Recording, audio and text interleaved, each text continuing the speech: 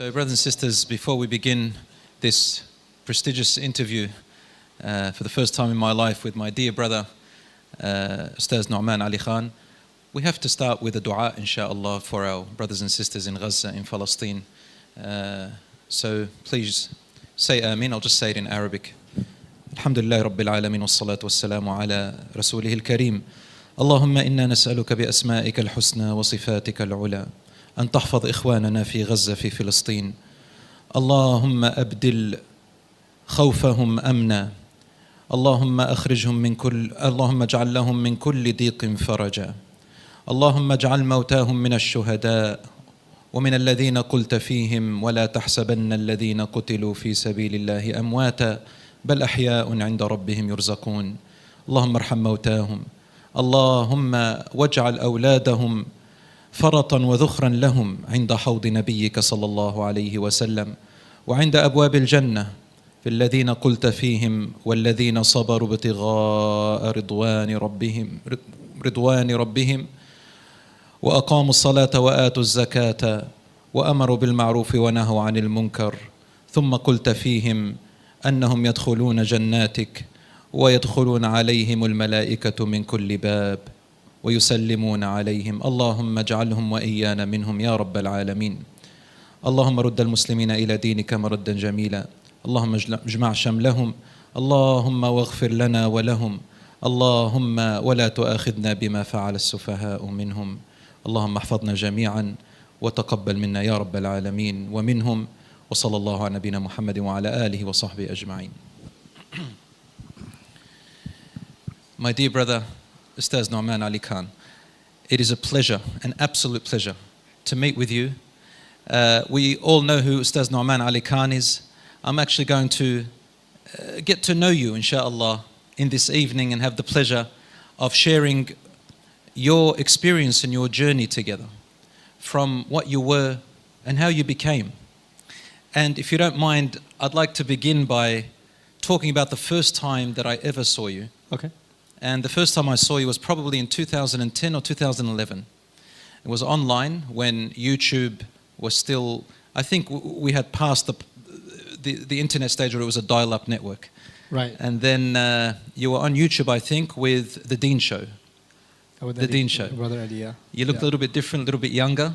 Yes. It seems like, mashallah, as you get older, you get more handsome, tabarakallah.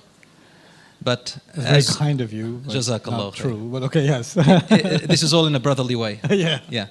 So he was interviewing you, and for the first time it said, an atheist becomes a Muslim. Yeah.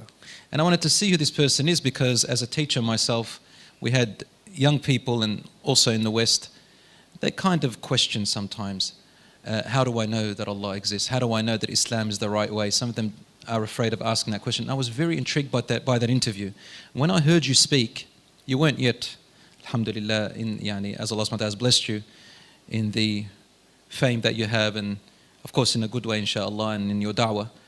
And I was listening very carefully, and I said to myself, this young man here, he's actually eloquent. He speaks very well. And I can't believe he's just a random atheist who became a Muslim. And I'm not going to say too much, but if I'm right about that, can you please share with us this little journey? Were you an atheist? Were you a Muslim before that and then you became like that? Were there questions? Were there doubts? What brought you into Islam? So, Jazakallah for your question. I think, well, obviously I was raised in a Muslim family and a fairly practicing Muslim family, I'd say. And my childhood was in Saudi, actually, a part of it. So from the 2nd grade to the 8th grade, my dad, who served in the Pakistan embassy, was stationed in Riyadh. So we were in Riyadh. We went to many Umrahs together. My dad did 2 Hajj there. Well, we didn't go to Hajj. The kids didn't go, but... and then I had a little bit of schooling in Pakistan also for about less than a year. So my early education was basically all in an Islamic environment. And then when we came to the US, I was ready to go into 10th grade, and we signed up for public school. And public school in Queens, New York is basically the kind of chaos you see at a bus station in the Muslim world. Like it doesn't look like a classroom. It was absolute pandemonium, and it was the massive culture shock for me. Just to get to the point about this atheism thing, I think the first thing, if I look at myself introspectively and kind of think about how I was transitioning, the first thing I felt was out of place. Like, I don't belong here. These people make fun of the way I speak. They think I'm strange, I'm weird, I'm awkward. They're more confident than I am. They're better spoken than I am. Like, they're just better at everything than I am. I just felt inadequate and inferior in every way when I was at school. And it was a very common part of the culture to make fun of people publicly and humiliate them. And, kids can be cruel, but it's interesting. Uniform does something. When you're wearing uniform, you're not dressed any better than anybody else. So what are they going to make fun of? Your shoes aren't as shiny? Like, there's nothing to pick on. But when you don't have uniforms in schools, which we don't have in the U.S., you have people wearing brand clothes, people dressed this way or that way, and obviously I just came from Pakistan, so I'm going to dress like a nerdy Pakistani kid. I mean, I took what did you dress like exactly? A sweater knit by my mom. Does that help? Yeah, that paints a pretty good picture. I can relate. Yeah. Happened to me in year 7, same thing. So, my mother sewed my tracksuit pants. Became a laughing stock for 1 year. And I took a briefcase to school, so that didn't go well. So being the object of ridicule, the only thought in my head was surviving the day in school. Like, I could be sitting there in class just thinking, who's going to say something next? That was the anxiety I had all day. And it's not something I could talk to my family about, because that's a different world when you walk into school, right? And so then this is in primary school you're talking about? This is high school. High school. Yeah, right. This is high school. This is me. I was about 16 years old now. And one of the things I learned then is I better find, you can survive only in a pack. So you have to find a pack. And then there are weirdos in every school, the nerds and the strange ones that don't fit in everywhere. Yep, so I had a couple of weirdos that were just kind of outliers, and we became friends, right? And that became our little, let's be in the corner, isolated from the rest of society together. You were with the weirdos? Yeah, I was with the weirdos, right? It was Congratulations. There was this Russian guy, and there was this Chinese kid, and there was me, and there was this Sardar kid, and we were just the weirdos in the corner, and that was our hangout. But then over time, a new impulse kicked in, and that was, no, I don't just want to be in the corner, I want to fit in. What does it take to fit in, right? And then wanting to talk like the others. I think the first jump in my English vocabulary came with foul language, because that was, I don't know if that's the case here, but in New York, a cuss word, a filthy word, is a noun, an adjective, an adverb, a comma, and a full stop. So it's every other word is a foul word to communicate a sentence. So if you're going to pick up the lingo, that's what you have to pick up, right? And it's interesting, Allah says, "Sadismul fusuqu ba'da al-iman." It actually has an effect on you spiritually when you start using foul language. And you become less and less in tune with your own fitrah. It's khilaf al-fitrah. I felt that way. And Khilaf al-fitra means? Like, it goes against your nature. There's a human nature to not want to use those words. Your tongue was designed to say sacred things, beautiful things. Like, it violates something inside you. And I could feel it, but it was just the social desire to fit in. Then the way I dressed changed, the way I got my haircut changed. I had a weird haircut. I had one of those shaved all sides and a ponytail situation. Yep. And then I got a job in a Spanish neighborhood, so my English got pretty good, but then I started learning Spanish to fit in the Spanish neighborhood. So my Spanish got really, really good. People thought I was Mexican or Puerto Rican or so. But then the atheism thing actually came. I like to think of atheism as two. There's a psychological atheism and there's an intellectual atheism. And I don't think I was ever an intellectual atheist, actually. That's the intellectual atheism is actually, for most people, I think, is just an excuse. It's 90% of that iceberg is psychological. I agree, 100%. Yeah, that's right. And then they just top it off with some intellectual excuses and rationales, and then the moment you start chipping away at those really weak rational arguments, then the emotional side just comes out roaring. And you're like, okay, that's what's really going on with you. And that's what was going on with me, right? And so I didn't see the need for this religion. And if you don't need religion, why do you need God? Like, everything I need is, I have my friends, you can have popularity, you can have whatever you want, you need a job, you need money in life. These are the things you need. Why do you need to go pray? Why do you need to do all, so that stuff became more and more irrelevant. And then the tip of the iceberg was first semester of college, I took Philosophy 101. And it was 2 courses I took, Philosophy of Ethics and Metaphysics. So in metaphysics, it's... Sorry, Ustadh Noman. So college is at university? It's so 12th grade is high school. Right. And then right after that you start college. College. Yeah. So you like university? Basically, yes. Okay. Yeah, we in America we kind of use it interchangeably a little bit. Sorry if other people know, I'm not very in tune. It's all good. So what happened in philosophy class, I loved it. I loved Plato, Aristotle. I loved, I really got into logic and, even religious philosophies and things like that. And then the arguments for the teleological, cosmological, ontological arguments for the existence of God and the counter arguments against them. I was fascinated with that stuff. And at the end of it, I was like, you know what, for every logical argument, there's a logical counter argument for the existence of God. So this is a stalemate. So you get to choose. That's kind of where my professor sort of left it. And then to add to that, I was taking another course called Philosophy of Ethics. And to summarize it, the point of the Philosophy of Ethics course is there is no such thing as right and wrong. It's just whatever you feel. So أَرَأَيْتَ مَنِ اتَّخَذَ إِلَهَهُ هَوَاهُ is the final conclusion to that, And that's really comforting for someone who doesn't want to surrender themselves. Because now I'm the... أَفَرَأَيْتَ مَنِ اتَّخَذَ إِلَهَهُ هَوَاهُ in English? Yeah, so have you seen someone who takes their whims and turns them into their God, right? So you become the God. Why do you need to have a higher power? You decide, So in that sense, it felt artificially liberating to be an atheist. And because, I'm in New York, and then my parents, my dad got papers to go back to Pakistan. And he was going to leave in 6 months, right? And I was really excited that he's going to leave in 6 months. Because I was going to stay back in uni, and now I don't have any parents controlling what I'm going to do. I don't have, nobody's going to watch over, I'm going to have complete freedom, right? And in New York, of all places. So this is going to be great,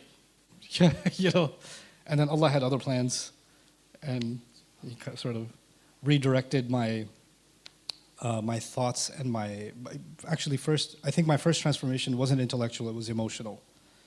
And then my second transformation was intellectual. So it worked in reverse order. Any emotional, in what sense? Can you explain that a little bit? Yeah, so I saw a dream. That was probably the big event. I saw a dream. I had snuck out of the house. My parents were upstairs. In New York, we have basements. You guys have basements here? Okay, so not too many, but we do have. Okay, so our home in Queens, we had a basement. So my room was in the basement. Also because my sister didn't want to be in the basement, and then I get the basement because it gets flooded. So, but I was okay with it. So the advantage of it was it had its own backdoor exit out of the house. So I could sneak out of the house from the basement and nobody would know. So I snuck out of the house, went to this party with my Hindu friend, hung out with him until 3 in the morning, snuck back into the house. Dad never found out. Now they're going to watch this video. But anyway,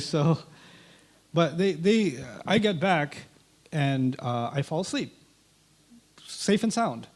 And I see myself in a dream, in my own grave. And my head has been turned into a lizard's head. And there's fire pouring out from both sides, like multiple faucets just pouring out fire like water from both sides. And there's somebody over the grave saying, "This is because you don't pray." And I woke up like that. And by this point, it must have been a couple of years I hadn't prayed anything. No Jumu'ah, no Eid, no nothing. Right? And this is before my parents left. So now I get up and I prayed. I don't even know. I knew there are 5 prayers, but I didn't quite remember how they work. So I prayed some version of Isha, followed by some version of Maghrib, followed by some version of, in succession. And Sorry, so you didn't grow up in a family environment where they taught you how to pray from a They young did, age, but or- it had been so long since I prayed that you had forgotten it. I've forgotten it. That's it. Yeah. And then I was in sajda and I started crying. And I kept on crying. And then I fell asleep Is crying. this still in the dream? No. Now This tell was us. in real life. So I fell asleep crying. I woke up the next morning in sajda. And something in me just kind of got shaken up. And the first thing I decided to do, because I was going to go to meet with my friends the next day. Like, nothing in my outside world has changed. Something crazy has happened inside, but nothing outside is different, right? My friends are like, hey, you want to go get some pizza? No, I don't want to go. I don't want to do this. I don't want to do this. I start pulling away from all of my social acquaintances, right? And they start noticing, you okay? You all right? Is everything okay? And then I felt the need to pray. So I started finding corners in the campus in college to pray. Ustadh Nouman, why did you feel the need to pull away from them? Why couldn't you just be friends with them and then in your spare time? I think if I'm being super honest, I could sense the darkness from their company. Like ever since that dream, you could almost feel a darkness. Would it be right to say that you feared that if you mix with them again, you're going to lose that lovely, it was kind of a bittersweet feeling that you had, but there was something. I was actually something terrified amazing of about losing it. Terrified of I was losing it. terrified of losing it. That's probably how I'd describe it. And so I started kind of pulling away from them. And then Allah just opened other doors for me. I met some people in campus that I became friends with Muslims. And that was a strange story by itself. But the people I met, they were good brothers, really good brothers, but they weren't preachy. Like they didn't ever make any da'wah to me or anything. And they saw me praying correctly and they didn't really make a thing out of it, right? And one of them, he decided to kind of start giving me a ride and he took me to other MSAs. So we were in the city school. So just MSAs for Muslim Students Association. Yeah, Muslim School Association. So we were in the Muslim club in our college, in Baruch College, and ours was a city school. So the city college or city university, it's cheap. It's like, $1,600 a semester was considered cheap, and I think it's much more now. But just up the road in the city, uptown, was Columbia University, which is like $20,000 a semester, which is now probably $50,000. I don't even know how expensive they are now. But they had an MSA, and they were having a meeting. And the guys, my friend said, let's go to their meeting. I was like, rich school meeting? Yeah, let's go. Because that's too rich for my blood. I can get inside there and see what it's like. So we go in there, and there's a circle of brothers and sisters, like a half circle of sisters, half circle of brothers. And they're discussing how they're going to raise enough money. And they have a poster of a child in the middle, because there was some flood that had happened in Bangladesh. And they had arranged for different children to be adopted by Muslim families in America that were left orphans. And they had identified a child that their MSA was going to help adopt and come up with the funds for his paperwork. And I'm sitting there listening to these people that are... Is this the first experience for you in your life to see something like that, where people are actually trying to make projects to help people outside? First time. It's not just first time to see that. These people are my age. Like everybody I knew until now was, you want to go play basketball, you want to get some pizza, you want to go watch a movie, you want to go do something stupid. Like this was life. And did you think at that time that religion was kind of for older people? Only older people do stuff like that? Yeah. There's still time to In fact, I never even thought about stuff like that. My universe wasn't that big. It was a very small world in my head. And then I'm thinking, what makes these people even think like this? Like, what's in their food? Like, why are they're so much better, they're much better human beings than I ever thought I could be. What is it about them, right? And it was my friend who took me there, didn't say anything on the way back. He's like, what did you think? I was like, I don't know. That was weird. I was like, what was weird about it? Tell me what was weird. I was like, these people are so awesome. He goes, yeah, I know. You want to go somewhere else that's awesome? I was like, okay, yeah. So what he did for me is he introduced me to a masjid in Queens, in Flushing, in Ramadan. He took me to a program because he knew I mean, I had learned English, but my native language is still Urdu, right? So English is my second language, technically my third, but still my second language. And there was a scholar coming from Pakistan who was going to do a dawrah of the Quran in Ramadan. So they were going to do 20 taraweeh and like 4 rak'ah, then 4 rak'ah of a translation of what we just recited and a brief explanation for an hour. Then the next 4 rak'ah, then the next 4 rak'ah. So until 2:30 a.m. We're going to go through all of first juz, then the next night second, next night third, 30 nights the entire Quran. You took part in that? So he brought me to that. Okay.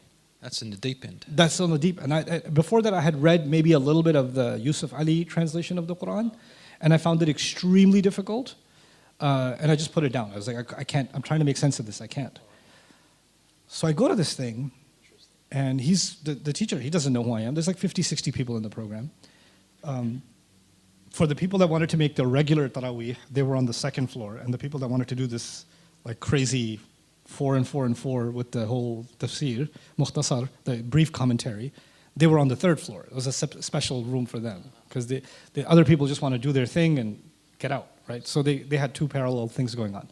So I go up there, I start listening to him talk. For a good hour, he's just explaining this portion of the Quran. And he's just, he's mostly, 90% he's translating, maybe 10% of the time he'll throw in a comment here and there, but he's mostly translating. And it didn't feel like he was reading a translation, he was speaking a translation. Right? It sounded like a conversation. And listening to that long enough, it stopped feeling like he's there. It just started feeling to me like Allah is communicating, and I'm just hearing Allah say stuff. I'm listening to Allah's words. And it was the most surreal experience. Like it just, Allah is conversing with us? I thought it's a book. I didn't think it was a conversation. Do you think that was your inspiration? Absolutely. Because you do that now. Yeah. Do you realize you do that? Yeah. Yeah, that was it. So you realize? Yeah, absolutely. Oh, and I thought we discovered something. So all right.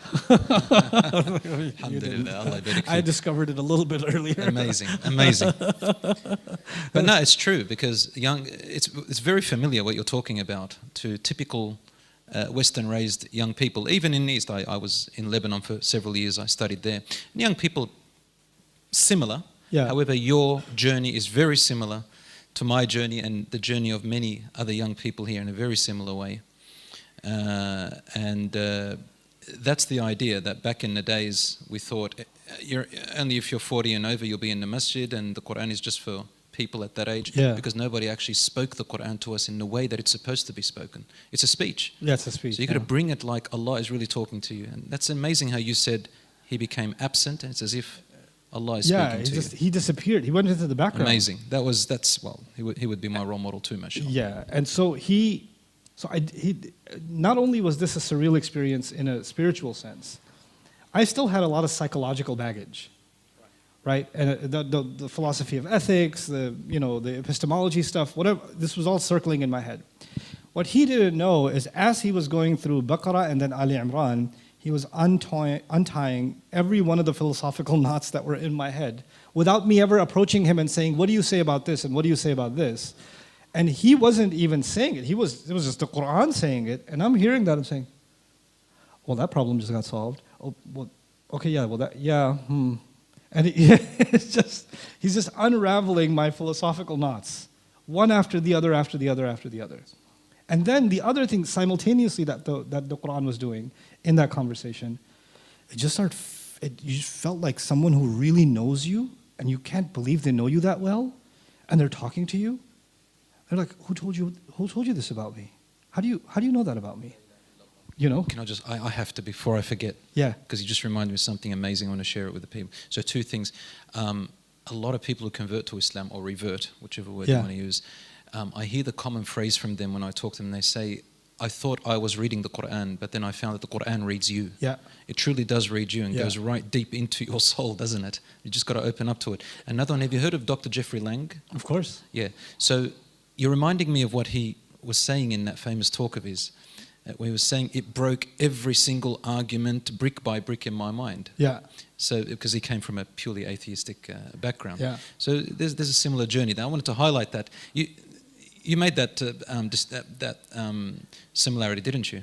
Yeah, I really loved Dr. Jeffrey Lang. Yeah. He's incredible. Dr. Jeffrey Lang. Yeah. Yeah, Zakir Naik is another guy. Yeah. So after that experience, I was both elated, but I was also really angry.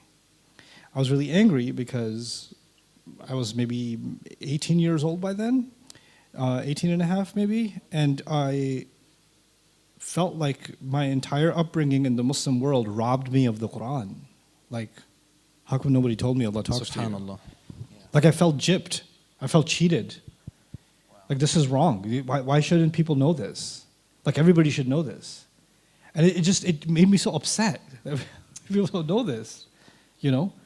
And it's at the end of that program that I went to my teacher, the lecturer. He didn't know who I was. I just went up to him and I said, I want to do what you're doing. I just want to do what you're doing. I want to know what you know. And he goes, okay, easy. Learn Arabic. Easy, learn Arabic. That's what he said. I was like, okay, how do I learn Arabic? He goes, I'm starting a class next week. So I started learning Arabic with him the next week. They had that course in the masjid. They had the course in the masjid. Yeah. Okay, right. And then that just became the start of my obsession with the Quran, with the Arabic language. Arabic only because it was just, every time I learned something in Arabic, I wanted to see how does it enhance my understanding of the Quran. And just, I kept going back and kept going back. And it was, I was a bad student in university. Like, B's are a good day, right? So I had a hard time focusing. I was distracted. Did better than most of us. But just before, so you learned Arabic one-on-one private, or did you go formally? No, I studied with him for 3 weeks. 3 weeks? Yeah. And then he was teaching a crash course. Right. So I studied that with him for 3 weeks. And then he didn't have a book to teach from. He had this all in his head. So I was like, can you have a book? He goes, okay. Next day I came. He had, you know those print paper? He literally hand wrote an 80-page book by hand and then photocopied it and stapled it and said, here's your book. Yeah. And let me use that as a book. Amazing. And then I learned some basics of Nahu and Sarf and how they apply to the Quran. And then I started, so that was going on. I was like, I need to memorize this book. I need to understand more. I need to know more. And then it was so frustrating because the more I memorized, every other word I don't know what it means. Then there's another word I don't know. Then I don't know. Then I don't know. Then I don't know, right? So I need to build this Arabic thing. This needs to happen. But I was going full-time to college, full-time to work. You know, my parents couldn't afford my tuition, and they had already gone back to Pakistan, so I'm living alone at this point, right? So I was just doing all of these things just to, every extra bit of time I had was going into just either memorizing Quran or studying something in Arabic. And then he left, and that was a new problem. Now what do I do? Like, what do I learn now, right? So then I started, because it felt to me like if I don't make progress with the Quran, I'm going to regress what I've gained. Like what I've gained spiritually, what I've gained philosophically, the connection I've made. The whole connection is Quran. So I can't lose that, because if I lose Quran, I'll lose Allah. That's what I felt like. So it was this desperation to want to get more and more of this, right? So I started taking the train to Astoria. It was an Arab neighborhood in Astoria. They have really good shawarmas, Lebanese. And the imam, everybody speaks in Arabic there. So I just go and literally just... So Lebanese? Lebanese shawarma is pretty legit. You can speak Lebanese accent? No. Okay. Abadan. You saved yourself? No, yeah. No. So I'm Lebanese background, so I was going to test you. Yeah, no, please don't. This is hidayah, the meaning of hidayah, isn't it? Yeah.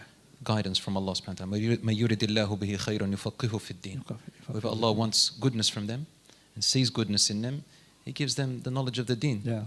That's one area, mashallah. SubhanAllah. Yeah. So I mean, that's where eventually after 9/11, it was interesting because New York, obviously I was in New York and all of that mess happened in New York, and the Muslims were very particularly targeted, there was a journalist, I forget which. Even we copped it here. We had, I'm sure, scarves being pulled off, people being attacked in trams and stuff like that. Yeah. We had the authorities breaking down doors and all kinds of crazy stuff. We're in the heart of it. Yeah, we're in the heart of it. Amazing. Tell us about it. So when that happened, there was a journalist who heard me do a halaqah at my college.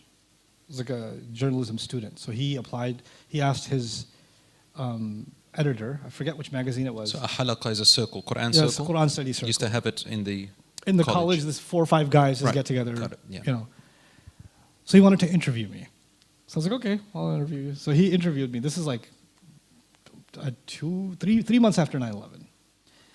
And he's interviewing me. I was like, so don't you feel like you turn towards religion because, some people, they just need something to hook on to, like people hook on to drugs, other people hook on to paragliding. We hear that all the time. Yep. Right? And this he was trying to really make sense of this thing in that way. I had the most fascinating conversation with him, and it made me realize, man, it's either Allah will attach you to His guidance, or there are so many useless things that you will absolutely be attached to until it's too late. Right? There's going to be stuff that there's too many magnetic things in this world that will just, pull you in, and you won't even know, and years will go by. Right?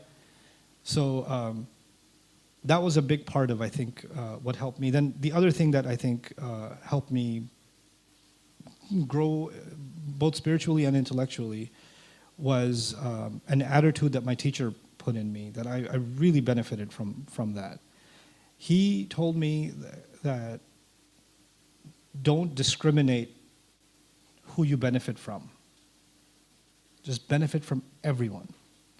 Just learn, grow, and keep asking Allah for guidance. But don't discriminate. And don't underestimate Allah's power to guide you, and be scared. I shouldn't listen to this person because I might get misguided. I shouldn't listen to that person. No. If you're committed to Allah's book, and you're committed to learning, Allah will guide you, but don't close doors. And that attitude led me to learn from ideologically opposite people in New York, because New York is very fragmented, like big cities are. You'll have masjids of a certain denomination, certain ideology, another masjid of the extreme opposite ideology, and the twain shall never meet.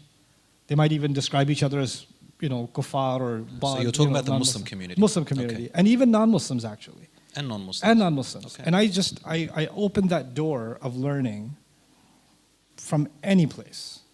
I'll learn. I'll consider everything. I'll listen to everything. And listen to it with an open heart.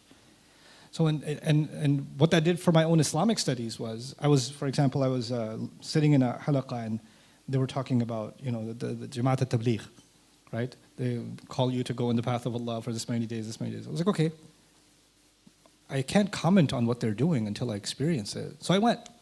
That was the first group you joined? That was one of them. I was doing multitasking. Right. So why is it the same story with all of us? We started with Tabligh too. Yeah. My father. Allah reward them. Yeah. They did something pretty amazing. Yeah. Subhanallah. And then I went to a halaqah where they were teaching me how the people in Tabligh are all misguided and their aqidah is bad and this. And then I was like, okay, I want to know why it's bad. So I sat and I studied aqidah with them for like a year.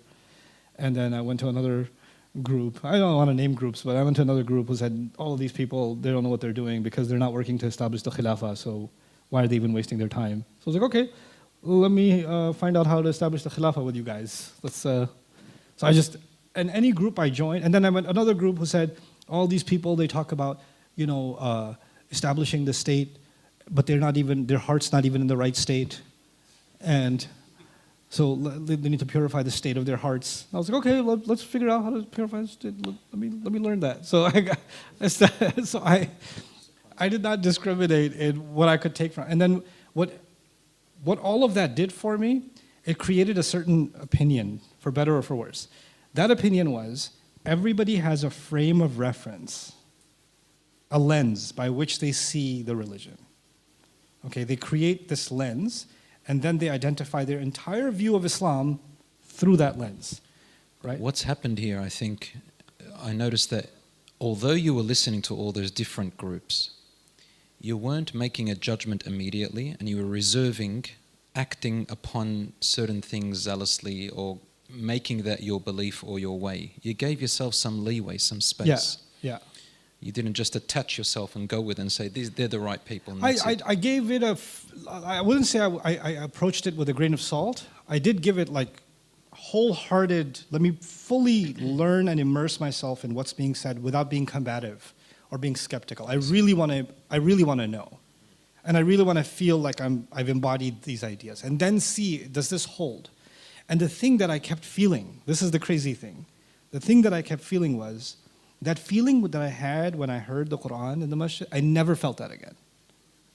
I never felt that. That feeling never came back. Interesting. What were you starting to feel? I was starting to feel that everybody is trying to impose a certain angle onto the religion. But if I put the Quran at the center, then it allows itself to shed light on every issue. Like it's like the seerah, for example. I want to study the seerah, but I want to study the seerah in light of the Quran. I want to study the sunnah in light of the Quran. I want to study law in light of the Quran. I want to study aqeedah in light of the Quran. Like, it's not, so what they were doing was, what I felt was, they were discussing a subject and the Quran was a reference to the point they were trying to make. So it was just a source of proofs and evidences for chapter 1, 2, 3 and the points they want to make, right? But it wasn't the source, it was the supporting evidence, right? And it's a completely different experience when that's the source and everything else is supporting evidence. Like that's your starting point. It's when I have a belief, but then I go and pick and choose which ayat will support my belief. Precisely. And go with that. Rather, it should be the opposite. Right. And then I noticed the more I discussed, because I just want to, I don't want to debate, but I want to discuss. And it started making people really upset. Because I just wanted to discuss. I said, hey, so you cited this ayah, but the ayah right after that, and the one after that, and the one after that, and the one after that, are going exactly against what you just concluded. Exactly. Yeah. And then they're like, yeah, no, we need a senior brother to correct your misunderstanding. Oh, okay. Like, so that I kept falling into that kind of issue, right? So then I realized that I need to take the best of, and the thing is, I didn't just see criticism. I see benefit in different groups and what they were doing. I saw a lot of benefit in each of them, but I saw this fundamental intellectual sort of gap, and that was that the Book of Allah wasn't getting what it deserved. It felt to me like that. Because that first experience, the Book of Allah was at the center, right? And then it was having an impact of a certain kind. And now it wasn't there, you know? And it wasn't even, I'll say frankly, it didn't feel to me intellectually convincing enough. It wasn't satiating enough. Because I'm not coming from, hey, I just want to be a better Muslim. No, I want to believe in something wholeheartedly, almost like I'm accepting it all like anew, right? And that centrality of the Quran. Would you say that the spirituality started to fade away? Yeah. The spiritual side. Yeah. Felt a little bit of absolutely coldness or cloudy. Yeah. Absolutely. Absolutely. And that's something that I think. And would that, because mashallah, you've studied the Quran very well, would that go in line with the ayah, وَلَا تَنَازَعُوا فَتَفْشَلُوا وَتَذْهَبَ رِيحُكُمْ, or is it something else, do you think? I think it's كُلُّ حِزْبٍ بِمَا لَدَيْهِمْ فَرِحُونَ. It's every group is really happy with what they have. Okay. Right, that's what it was more about preserving the identity of a group and of a certain way of thinking than it was about serving, you know, the like Allah. Even though the intention is to serve Allah, but the way to serve Allah is to preserve our, you know, clique. And then some of that became really ugly because then I would see how they speak of each other. And I was like, here's a book that's saying, أَذِلَّةٍ عَلَى الْمُؤْمِنِينَ, they're so humble and powerless before the believers, that they have this brotherhood between them, love between them. And then you go to these different groups and they're like really spiteful and cynical and mocking of the other. And I don't see how we can believe this book and have this attitude. I can't reconcile it, you know? So, but alhamdulillah, along the way I met some How did you solve that for yourself? I kept an arm's length distance from too much affiliation. I benefited from a lot of different people, but I kept focused on my journey. I said, you know what? Here's another perspective.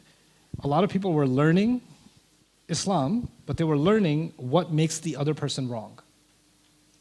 Like that's what the curriculum mostly entailed. Here are the evidences for why we're saying the right thing and why they're saying the wrong thing. So it's actually a reactive kind of curriculum. So as soon as you learnt that lingo, you learnt that language, you learnt that approach. So as soon as you could hear someone take that approach, you thought, okay, I better you know what? move. Or So you're teaching me why this and this is wrong, but I actually want to learn what Allah says, not what they're saying wrong and what's actually the truth. I just want to, instead of correcting some wrong, I just want to learn the right with no regard for who's wrong, right? And it's a proactive learning, not a reactive learning. And that was, it was really hard to find. It was really hard to find proactive learning. And that's when I decided to commit more and more to, you know what, I'll keep learning from all these places, but I'm going to fundamentally focus on my proactive learning of Allah's words themselves. I just really want to know what He's saying and continue to grow in that without passing judgment on anybody else. But whoever can help me with this, wherever I can get that help, I'll get it, I'll take it. You know? So the fundamentals are always there. There's no disagreement on the fundamentals of our deen, alhamdulillah. You're talking about the branches now. And that supports, there's the hadith of Rasul sallallahu alaihi wasallam. I'll just say it in English so that we are English speakers. So the best types of actions to Allah are the ones that are more consistent, even if they're small in number. If they're small in number, so small quantity rather than a lot. Right. And you want to follow everything, you might go lost. So even if you have just a few things that are fundamental and strong, and especially the ones that are spiritual and there's no disagreement on them, and you follow them and make and perfect them, inshallah, is better than having too much and branching off too much, because and then the other thing is I can learn and continue to learn. Even you said I've studied a lot of Quran. I feel like I'm just starting with Quran studies. I'm so intimidated by the study of the Quran. More now than ever before. Let's come back now, because before we get too complicated in the area. Let's come back to the Quran, Ustadh Nouman. Okay. So you're saying that the more you study the Quran, to a lot of people, they aspire to be at the level that you're at. And they say, MashaAllah, and they listen to him at that level. He knows, and yet you're telling us, what are you telling us? You're telling us you feel like you're in a deep ocean. You just don't know where you are still. I know some things I know about the Quran. I know many things that I'm yet to. I know them at a very surface level, and I know I need a lot of work. Like I'm okay with saying that.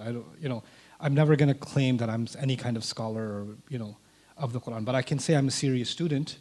I can say that I am a serious student of the Quran, and whatever I do seriously study, I try to share. But there are tons of areas of Quranic studies, and just the Book of Allah, and then by extension of the Seerah and of the Sharia, everything that connects to Allah's book, right? I approach it in a way that I'm not going to make any preconceived notions or assumptions that I understand it or I get it already. I'm going to come to it clean slate, assuming I know nothing, and bring all of my questions to Allah's door about this ayah, and bring all of my questions to Allah's door about this surah, and about this hadith. Like I just need to know. Ya Allah, here's what I don't understand. Do you mean you sit down and make dua to Allah? I make dua and I document my questions.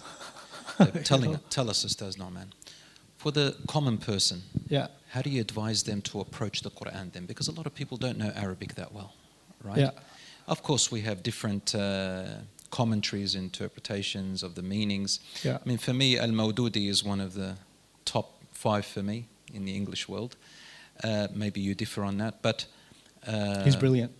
Yeah, so you agree with me, don't you? Yeah, amazing, Al-Mawdudi. But how would you advise the common people to approach the Quran? You know their level, you've been around, you understand the society and the community. Not all of them are Arabs and speaking Arabic. Yeah. What little pieces of advice you can give us to say, okay, when you come to approach the Quran, do you advise us to read it every day, even if we don't understand it? Do you advise us to learn the Arabic, even if we struggle with it? Do you advise us to read a little bit of commentary, even if it's a small surah or a small ayah every day? How should we approach the Quran? I think the approach that helped me, I have a hard time recommending another approach.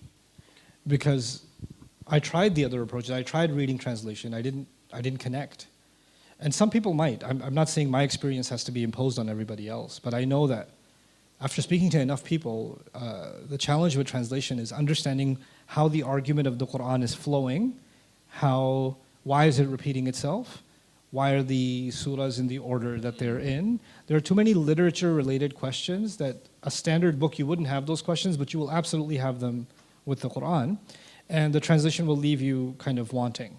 And then the commentaries that are available, short of Abu Madudi's Tafhim al-Quran and Towards Understanding the Quran in English, which I think is brilliant, the commentaries are also so focused on the ayah and its meaning and its interpretation and opinions around that ayah that you lose sight of you're reading something that continuously flows. Because it's like when you're looking at an orchard and you're looking at a flower really zoomed in, you lose sight of the fact that this is part of a garden. So my recommendation is to actually, it's not for the individual, but it's actually for the communities and the imams and the du'at in the world. Right. And my recommendation for them is every Ramadan they should be doing a dawrah of the Quran, even if it's just Baqarah and just Ali Imran or just Nisa, but just a brief translation and explanation for their community. Every Ramadan the community got a little more of the Quran that they got to understand. Okay. Right? And then what that would do, I think, is what that did for me at some level. So encouraging the community to basically to attach themselves to the community, to Yeah. go to the masjid. And I think the ideal time to do that is Ramadan. Because that's where you're going to get it from. And every day, read as much as you can. Read as much as you can. To I think your reciting the Quran connects the hearts to the Quran. Memorizing it connects the hearts to the Quran. No. It's one of its fundamental rights, whether you understand it or not.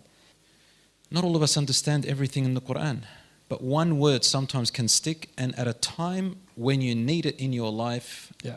it comes to help you. Yeah. That's how the Quran is magnificent. One word. That's Yeah. why it's two words. And one experience for me is, I've had many experiences like this, but one time when I was really desperately in need, where I was in deep, deep, deep grief and loss. And at that point, I can't think straight. And I just can't think. So many different thoughts came to me, and subhanallah, I don't know what the connection is with the subconscious mind, but when you're reciting the Quran every day from a young age, when you really need it and you can't think, the verses come to you somehow. And for me, but you've got to be regularly reading it, right, or reciting it. So, certain verses came to me. I was in Lebanon, I heard the adhan in the masjids being called, and this ayah came to me. I won't say which one because it's, alhamdulillah, people have heard my story, but it's... I want to hear it. It's online. You haven't heard But you're here right now. Just say the ayah. Okay. Come on. Well, and you know the tragedy that I went through. Yes. My son and brother, Allah yarhamah, they passed away, and may Allah have mercy on all those families who have had members of their family pass away. And it's nothing like our brothers and sisters in Gaza at the moment, everywhere around the world. But when they passed away, obviously the grief hit me very, very strongly in Lebanon. And I didn't want to see anybody. I didn't want to be with anybody. Nobody could give me any words of solace that could help me. I just felt everybody's fake. No one's really just saying words like a parrot. Yeah. So there came a point where I just needed some help. Right, I'm about to I can't handle it. So the ayat that came to me were things like وَلَا تَقْتُلُوا أَنفُسَكُمْ إِنَّهُ كَانَ بِكُمْ رَحِيمًا. Many different, but do not kill yourselves, do not overburden yourselves, do not do that to yourselves. Allah is ever so merciful to you. Yeah. And these little verses to me meant tremendous meanings. It's not, and I've read them, recited them maybe thousands of times in my life. And then وَالضُّحَى suddenly had a different meaning altogether. We've been reciting it thousands of times, but this time it was different. إِنَّ مَعَ الْعُسْرِ يُسْرًا. It suddenly has a different meaning. Those same verses that you recite every day. And suddenly they just have a different effect. It just, the Quran hits you from different corners of your inner body. Yeah. Many others, Surah Yusuf, for example, had a tremendous effect on myself, and I kept reciting it over and over again. But this time, when you don't need a scholar to teach you or a sheikh, your own. Still got many teachers that I refer to, but I didn't need them anymore at this point. At this point, the Quran is reading me and giving me the medicine that I need. فِيهِ شِفَاءٌ لِلنَّاسِ, as Allah says. In it is a cure for people. And I don't know, the Quran has that relationship with everybody. Yes. Even if you don't understand it, all those few verses, those few surahs that everybody's memorized, in time of calamity, in time of need, in time of blessings, in time of, they come to you. But I found that you have to be reciting and being with it on a daily basis, even if it's 10 minutes or 15 minutes. That's right. Yeah. Do you agree with that? I absolutely agree with that, and I think it's a lifeline for the believer. I don't think that it's too easy for the Quran to become an artificial relationship. Exactly. It's far too easy. Yes. And in fact, for people that are knowledgeable somewhat in the Quran, it's even more easy for it to become artificial, because there's a knowledge-based and study-based and contemplation-based kind of relationship with the Quran, but the recitation of the Quran and just the heart reading the Quran, not the mind reading the Quran, is a different thing. It's an entity by itself. You can recite it with your heart. That's right. Yeah. Live with it. Tabarakallah. There's so much to talk about with you. So much, subhanAllah. You're becoming more and more interesting, mashallah. I talk a lot, I know. No, alhamdulillah, I do too.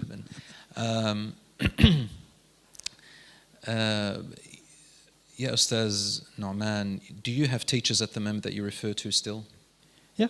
You have your scholars and teachers, alhamdulillah. And do you recommend that people try and find someone who is older and more knowledgeable who they can refer to as Absolutely. well? I think everybody should have a mentor and a Not to be teacher. self-taught, for example. Yeah, I think learning Islam is a combination of learning yourself and always having someone senior that you can refer to, because the two extremes are they're going to do all the heavy lifting for you, or you're just going to do everything by yourself. No. But what I do believe in is you should be exploring and studying and learning your religion, and every time you arrive, what you think you arrive at certain conclusions, there should be people in your life, scholars, mentors, elders, imams, whoever you can go to and say, hey, this is what I'm arriving at. Am I right or wrong? And that's in addition to, that's your own personal pathway. But if there are, courses, programs, set pathways that you can take that you can help you educate yourself, I think one should take advantage of those things. What's your favorite surah right now? Taghabun. At-Taghabun. Why? Hands down. Hands down? Hands down. Yeah. It's because Taghabun talks about pretty intense stuff, battles and things. Taghabun talks about the battle inside.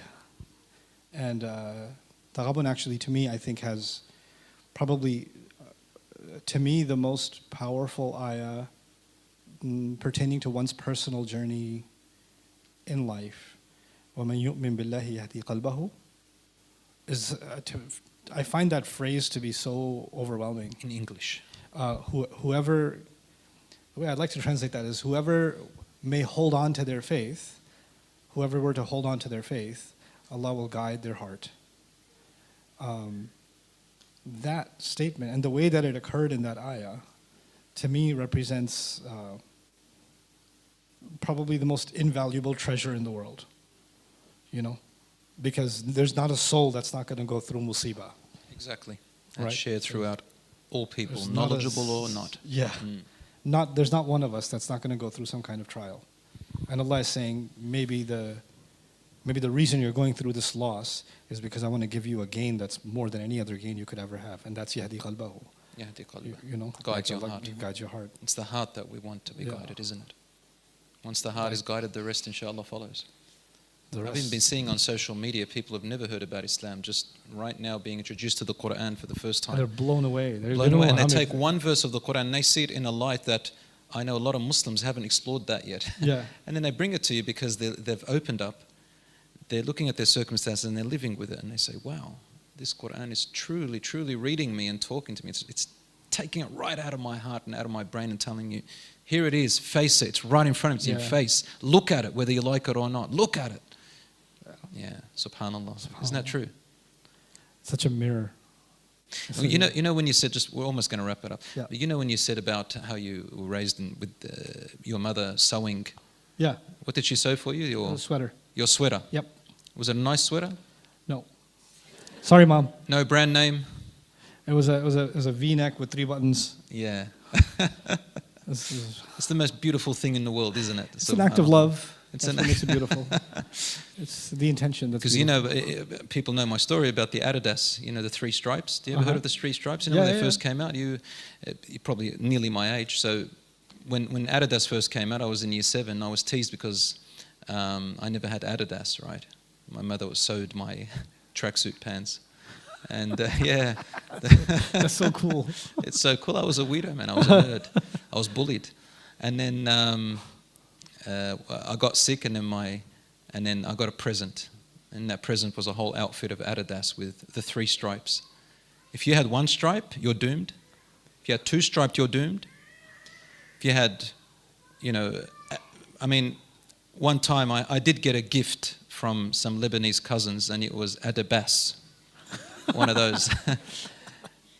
So I wore it and I got bullied more, right? But the day when I got those 3 stripes, I became one of the coolest kids in all that week. Are you serious? Wallahi. Wow. Because it's so superficial. It's all about brands and what you look like and on the outside. So much so that some students used to go around the corner and steal from shops just to fit in. That peer pressure is tremendous. And the Quran takes you away from all of that and just puts you in another world and say, don't worry. Yeah, all that you're bigger petty. than that. Yeah. You're bigger than that, subhanAllah. Yeah, subhanAllah. May Allah reward you, Ustadh Nouman. It was tremendously, I appreciate and loved this interview. This is my first podcast I've ever done with anybody, personally. You were the first. I appreciate that a lot. And so, barakallahu feekum. Jazakallah khair, Ustadh. And thank you for being our guest here in Australia. Thank you. In Melbourne. Hope you're enjoying yourself. I don't feel like a guest. I feel like I'm home. Alhamdulillah. And that's what we want you to feel like, our own brother. Come here, man. Give me a kiss. Yeah. Do you do kisses in Pakistan? No, we don't do kisses in Pakistan. Well, that's we do Assalamu alaikum, goodbye. Yeah, well, that's a Lebanese thing. You just got a kiss from whether you like it or not. All right. Jazakumullah khair. Thank you.